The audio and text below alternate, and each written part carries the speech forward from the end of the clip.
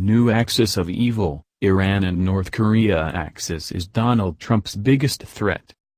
Donald Trump's fiery rhetoric and sanctions could be pushing North Korea and Iran closer together to create a new axis of evil.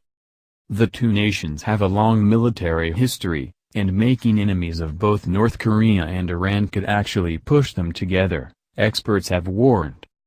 During the U.S. President's address in Seoul on Wednesday, he called on North Korean dictator Kim Jong-un to abandon his nuclear weapons program and engage in talks, and issued a dire warning to the leader of rogue nation, saying, "Do not underestimate us, and do not try us."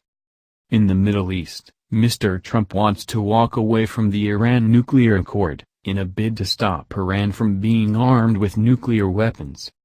But experts believe by simultaneously refusing to certify the Iran deal and trying to encourage North Korea to have discussions, Mr. Trump could push the pariah states together and reignite an old alliance. The U.S. president's efforts would undermine his administration's attempts to strike a deal with Kim over nuclear and missile testing. Military ties between North Korea and Iran go back to the 1980s. President George W. Bush previously branded the partnership the axis of evil. If the two nations rekindled a collaborative military relationship, it could deepen the crisis in the Middle East and encourage countries around Iran to acquire their own weapons in response. President Trump's fiery words could turn the two nations to one another. Dr. Jeffrey Lewis, director of the East Asia Non-Proliferation Program at the Middlebury Institute of International Studies at Monterey in California, told CNBC this scenario is not far-fetched or far off. He said, "If we walk away from this deal with the Iranians, they can do everything North Koreans have done and more. And they can do it much, much faster."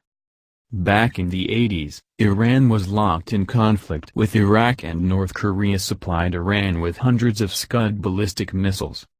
As time went on, the two nations shared technical information on developing ballistic missiles, and many high-ranking Iranian scientists and military officers have reportedly attended and observed many of North Korea's missile and nuclear tests over the past 2 decades.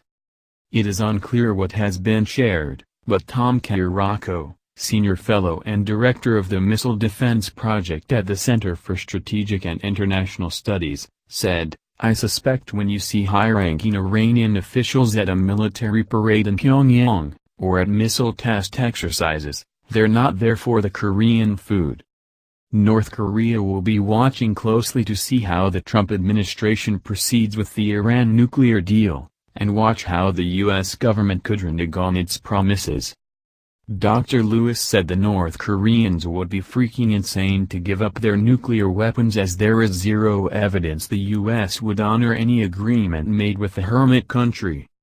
To stop a military partnership between the two anti-U.S. nations, Dr. Lewis thinks it is vital we bring the two countries into international agreements. He said, "Our general approach of export controls and sanctions, while they may help, cannot substitute for diplomatic solutions. Because if a country really wants to develop a nuclear weapon, they can do it.